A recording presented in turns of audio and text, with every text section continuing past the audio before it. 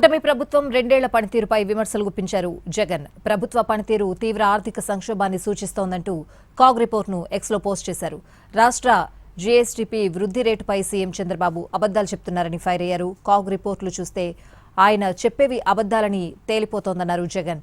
వేగంగా అభివృద్ధి చెందుతున్న ఏ రాష్ట్రంలోనైనా పెట్టుబడులు, పన్ను వసూళ్లు ఎక్కువగా ఉండాలని, కానీ 2025-26 బడ్జెట్ అంచనాల కంటే పన్ను రాబడులు 3.22% క్షీణించాయని రాసుకొచ్చారు.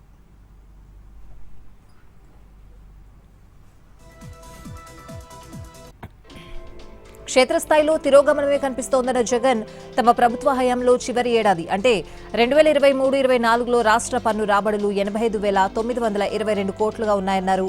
రెండేళ్ల తర్వాత కనీసం 8% సాధారణ వృద్ధి రేటున్న 2025-26 నాటికి పన్ను రాబడులు 1,219 కోట్లకు చేరాలని, కానీ 2025-26లో వచ్చిన రాబడి కేవలం 86,552 కోట్లు మాత్రమేనన్నారు.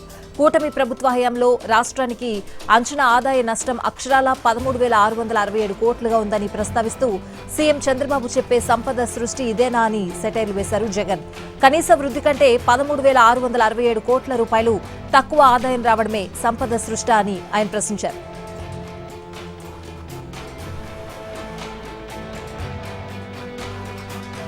మే 2025లో ఏపీఎండీసీ ద్వారా ఎన్సీడీల జారీతో సేకరించిన 9,000 కోట్ల రూపాయలను ప్రభుత్వం రోజువారీ ఖర్చులకే వాడేసిందని, ఈ 9,000 కోట్ల బాండ్ల నిధులతో ఎలాంటి ఆస్తుల సృష్టి జరగలేదన్నారు మాజీ సీఎం జగన్.